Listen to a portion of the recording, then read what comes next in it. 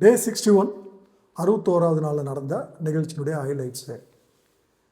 ஜமீன்தார் நெக்லஸன் டாஸ்கில் அந்த டாஸ்கில் ரீட்ரோ டீம் ஜெயிக்கிறதுக்கு முக்கியமாக நெக்லஸ்லாம் எடுத்து பாதுகாப்பாக வச்சுருந்த சுபிக்ஷா ஒர்ஸ்ட் பெர்ஃபார்மர்.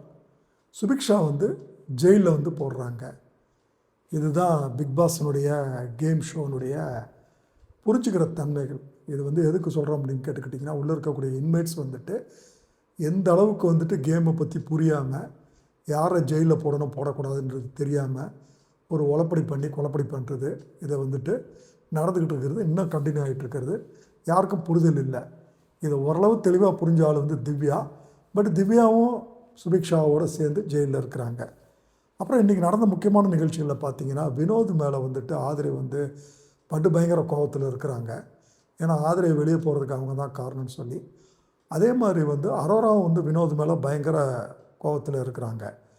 அதே நேரத்தில் விக்ரம் பார்வதி பிரச்சனை வரப்போ விக்ரம் அழுக ஆரம்பிக்கிறாரு. விக்ரமுக்கும் வியானாவுக்கும் இருக்கக்கூடிய பிரச்சனைகள் பார்வதி சமாதானப்படுத்தினாலும் விக்ரமுடைய அழுகை ஓயலை. வியானா பயங்கரமாக நடிக்க ஆரம்பிக்கிறாங்க. விக்ரம்கிட்ட மாட்டிக்கிட்டு முழிக்கிறாங்க. அதுக்கப்புறம் வழக்கம் போல் கமருதீனுடைய நாடகம். கமருதீன் அவர் என்னென்ன வேலைகள் பண்ணுவார்ன்றது நமக்கெல்லாம் தெரிஞ்ச விஷயந்தான். ஸோ எடுத்த உடனே இவர் நம்ம பிக் பாஸ் ஒரு ப்ளே ஒரு கொஷின் கேட்குறாரு. யார் யாரெல்லாம் ஃபைனலில் 1 and 2 போய் விஜய் சேதுபதி பக்கத்தில் நிற்பீங்கன்னு சொல்லுங்கன்னு சொல்கிறாங்க. அது சொல்கிறப்போ வழக்கம் போல் அரோரா விக்ரம் அவங்க சொல்கிறாங்க. கனி விக்ரமை சொல்கிறாங்க. அது நமக்கு புரிஞ்சுக்கிற விஷயந்தான். கமரு வினோதை சொல்கிறாரு. கமரு பார்வதியை சொல்லாமல் வினோதை சொல்கிறாரு. வியானா வினோதை சொல்கிறாங்க. பார்வதி வினோதை சொல்கிறாங்க. நல்ல கவனிங்க, கமருதீனும் பார்வதியும் வினோதை சொல்கிறாங்க. ஸோ இது கமருதீன் தானாக யோசித்து ஓட்டு போடக்கூடிய ஆள் இல்லை. ஸோ அதனால் பார்வதியினுடைய இன்ஃப்ளூயன்ஸ் அங்கே இருக்குது, குரூப்பிசம் இருக்கிறது தெளிவாக புரியுது. அதே நேரம் அமித் சுபிக்ஷா சொல்கிறாரு. சென்சிபிளாக யோசித்து ப்ளே பண்ணுறாரு அமித். விக்ரம் பார்வதி சொல்கிறாரு. அதுவும் ஒரு சென்சிபிள் கேம் தான். அதுக்கப்புறம் வினோத் கமருதீனை சொல்கிறாரு. ஏன் வினோத கமருதீனை சொல்கிறாருன்னா, அது நன்றி கடன். கமருதீன் வினோதை சொன்னதுனால வினோத கமருதீனை சொல்கிறாரு. இவங்களாம் இன்னொரு ஆள் தன்னைத்தானே செல்ஃப் நாமினேட் பண்ணுறாங்க. அந்த இடத்துல ஆதிரை சொல்ல வரப்போ வினோத் மேலே பயங்கரமாக விமர்சனம் வைக்கிறாங்க. திவாகர் வெளியே போனதுக்கு இவர் தான் காரணம், திவாகரை ட்ரிகர் பண்ணது அவர் தான் பண்ணார். அதே நேரம் திவாகர் இன்சல்ட் பண்ணதெல்லாம் இப்படின்ற மாதிரி குற்றச்சாட்டு சொல்கிறப்போ வினோத் எழுந்திரிச்சு கத்த ஆரம்பிக்கிறாரு. என்ன வேணும்ட்டே இவங்க டார்கெட் பண்ணுறாங்க அப்படின்னு சொல்கிறப்போ பார்வதி என்ன சொல்கிறாங்கன்னா, தயவு செஞ்சு ஆதிரை சொல்கிறத கேட்டு அதுக்கேற்ற மாதிரி பதில் சொல்லு வினோத் அப்படின்ற மாதிரி பார்வதியும் கத்துறாங்க.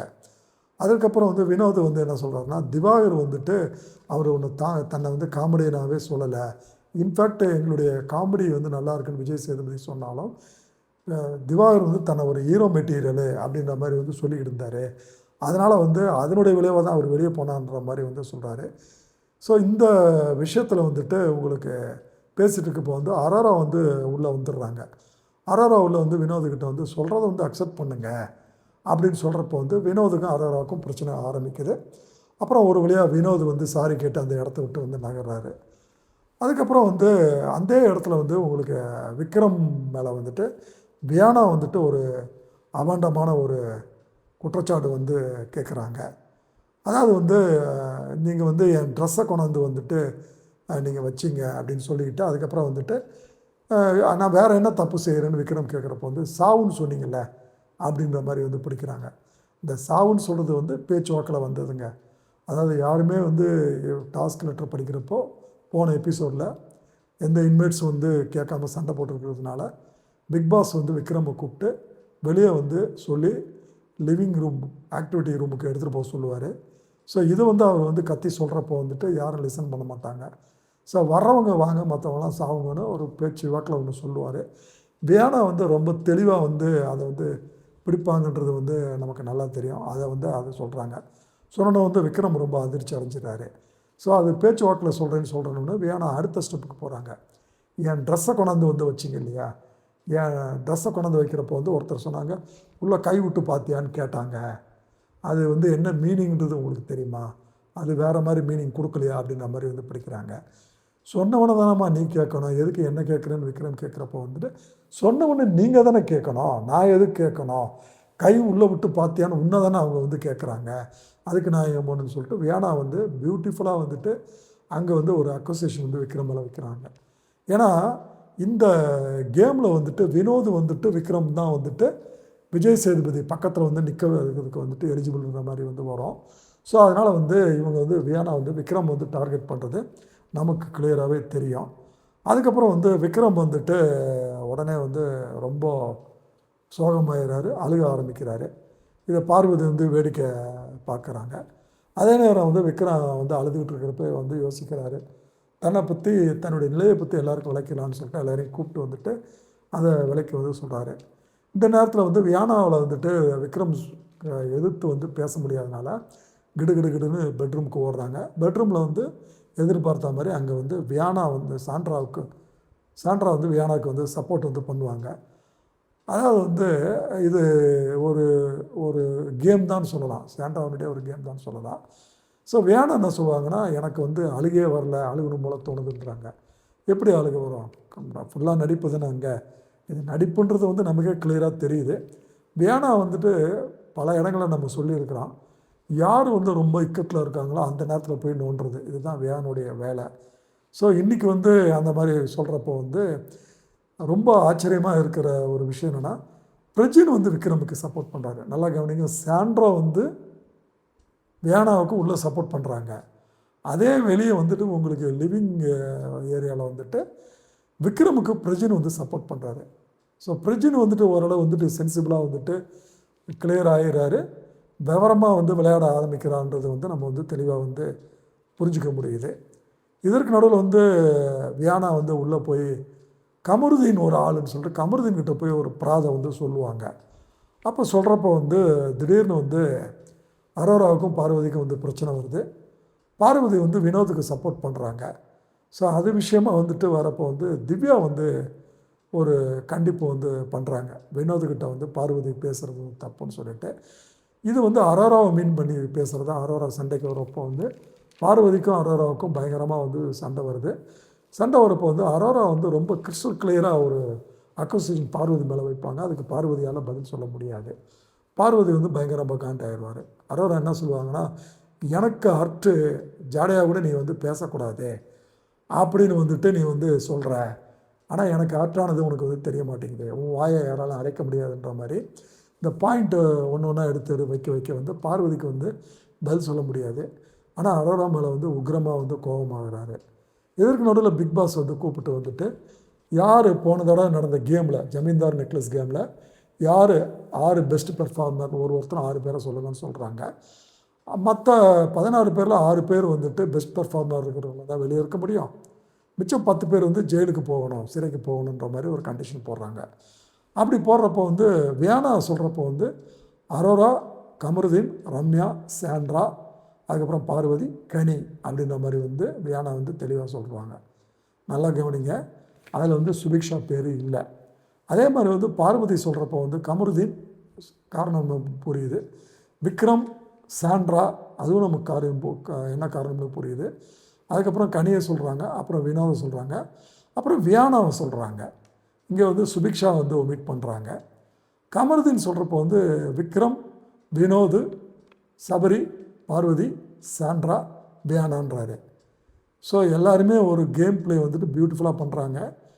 ஆக்சுவலாக அந்த கேமில் வந்து ரொம்ப நல்லா விளையாண்டது வந்து சுபிக்ஷா தான். சுபிக்ஷா வந்து நெக்லஸ் எடுக்காமல் இருந்தால் ரீட்ரோ டீம் வந்து ஜெயிச்சிருக்க முடியாது. பட் ரீட்ரோ டீமில் இருக்கிறவங்களே வந்து சுபிக்ஷா வந்து டிச் அடிக்கிறதுனால சுபிக்ஷா வந்துட்டு ஒர்ஸ்ட் பர்ஃபார்மரில் வந்துடுறாங்க. அதுக்கப்புறம் யார் வந்து பெஸ்ட் பர்ஃபார்மர்னு செலக்ட் ஆகிறாங்கன்னா சாண்ட்ரா, அரோரா, அதுக்கப்புறம் வந்துட்டு உங்களுக்கு சபரி, விக்ரம், கனி, பிரஜித். ஸோ இவங்களாம் வந்து பெஸ்ட் பர்ஃபார்மராக வராங்க. மற்றவங்களாம் ஒர்ஸ்ட் பர்ஃபார்மராக வந்துட்டு செலக்ட் ஆகுறாங்க. ஒர்ஸ்ட் பர்ஃபார்மருக்கு ஜெயிலுக்கு அனுப்புகிற வரைக்கும் அவங்க வந்து ஒரு ஸ்லேடு பலகையில் எழுதி கழுத்தில் செயின் மாதிரி கட்டி அதை தொங்க விட்டுக்கணும்னு பிக் பாஸ் வந்து இன்ஸ்ட்ரக்ஷன் கொடுக்குறாரு. இதை சொல்கிறப்போ வந்து வினோத் என்ன சொல்கிறாருன்னா, என் டீமு சரியில்லை அதனால் நான் தோத்தன்ற மாதிரி அதில் எழுதுகிறாரு. திவ்யா வந்து அதை வந்து நான் ஒத்துக்க மாட்டேன், கனி மட்டும்தான் எங்கள் டீமில் வந்து டிசர்வு, மற்றவங்களாம் வந்துட்டு ஃபேக்காக தான் சொல்கிறாங்க அப்படின்ற மாதிரி அவங்க ரொம்ப கிளியராக சொல்கிறாங்க. இதுக்கு நடுவில் வந்து கமருதீனுக்கும் அரோராவுக்கும் வந்துட்டு பெரிய பிரச்சனை வருது. ஆதிரை அரோரா கிட்ட சில விஷயங்கள் சொல்லியிருக்கிறாங்க போல தெரியுது. ஸோ கமருதீன் வந்து ஆதிரை வந்து கேவலப்படுத்திட்டாங்க அரோரா முன்னாள்னு சொல்லிட்டு கமருதீன் வந்து அரோரா மேலே கோபமாயிடுறாரு. கோபமாயிட்டு வந்துட்டு அரோரா வந்துட்டு ஒரு கட்டத்தில் வந்து மிரட்ட ஆரம்பிக்கிறப்போ, நீ வெளியே வந்து அவ்வளோதான்றது வந்து ஓவராக மிரட்டுறாரு. உடனே வந்து பிரஜின்கிட்ட வந்துட்டு கமருதீன் வந்துட்டு அரோரா வரப்போ வந்துட்டு அவளை வெளியே போக சொல்லுங்கள், நான் வேறு மாதிரி பேசிடுவேன்ற மாதிரி அங்கேயே வந்து தன்னுடைய ஆட்டிடியூடை காட்டுறாரு. என்ன அக்யூஸ் பண்ணுறதுக்கு நீ யார், நீ தான் என்கிட்ட வந்த, நான் உங்ககிட்ட வரல, ஆதரை யார், துஷார் போகிறதுக்கு நீ தான் காரணம் அப்படின்ற மாதிரி வந்துட்டு கம்ப்ளீட்டாக வந்து அக்யூசேஷன் மேலே அக்யூசேஷனாக வந்துட்டு கமருதீன் வந்துட்டு அரோரா மேலே வைக்கிறப்போ அரோரா வந்து கொஞ்சம் அழுக ஆரம்பிக்கிறாங்க.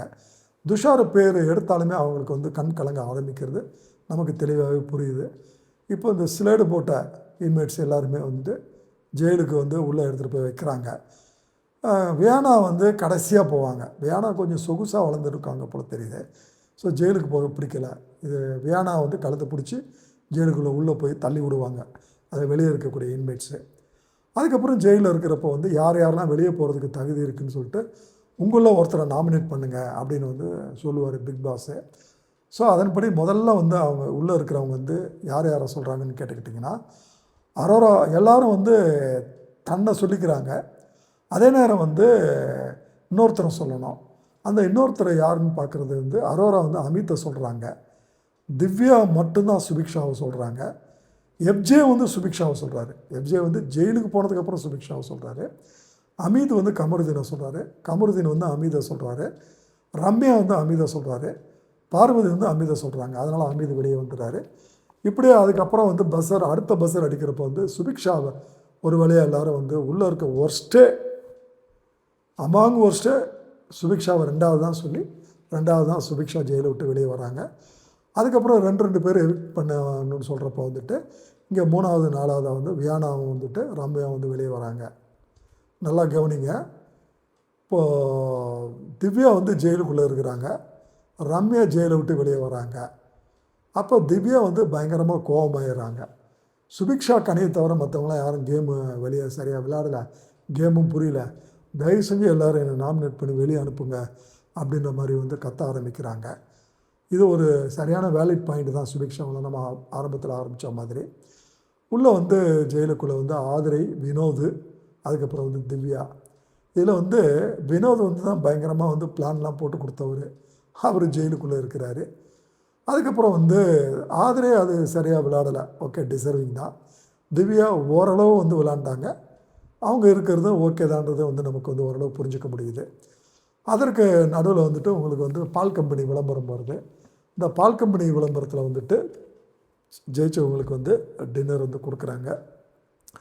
இருந்தாலும் வந்து அவங்களில் வந்து கனி, சபரி இவங்களாம் வந்து ஜெயிலில் இருக்கவங்களுக்கு கொஞ்சம் எடுத்து வைங்க இந்த நான் வெஜிடேரியன் ஐட்டம்ஸ்ன்றது வந்து சொல்கிறாங்க. இவங்க போய் கனி போயிட்டு ஜெயிலில் போயிட்டு உங்களுக்கெல்லாம் நாங்கள் எடுத்து வைக்கிறோன்னு சொல்கிறப்போ வந்து ஆதிரை இல்லை, எனக்கு வந்து சாப்பிட பிடிக்கல அப்படின்ற மாதிரி வந்து ஆதிரை வந்து அதை ரெஃப்யூஸ் பண்ணுறாங்க. பொதுவாக வந்து உள்ளே இருக்கிற 3 பேருக்கும் வந்துட்டு மனசு வந்துட்டு சாப்பாடு விஷயத்தில் வந்து கொஞ்சம் பாதிக்கும். இந்த சைக்காலஜி வந்து பிக் பாஸ் வந்து நல்லா திறமையாக வந்து கையாளுறாரு. இவங்களை வந்து ஜெயிலை விட்டு அவர் வெளியே இன்னும் அனுப்பலை. உடனே அனுப்பிச்சாலும் வந்துட்டு அது ஆறிப்போன சாப்பாடு தான், நான்வெஜ் தாங்க வந்து கிடைக்கும். காலையில் அனுப்பிச்சாருன்னா அதை வந்து சாப்பிட முடியாமல் போயிடும். ஸோ அநேகமாக வந்து காலையில் தான் அனுப்புவார். அப்போ தானே இவங்களுக்கு வந்து ரோஷம் வரும் அப்படின்றது வந்து பிக் பாஸுடைய கணக்கு. இன்றைய நிகழ்ச்சிகள் இவ்வளோதாங்க.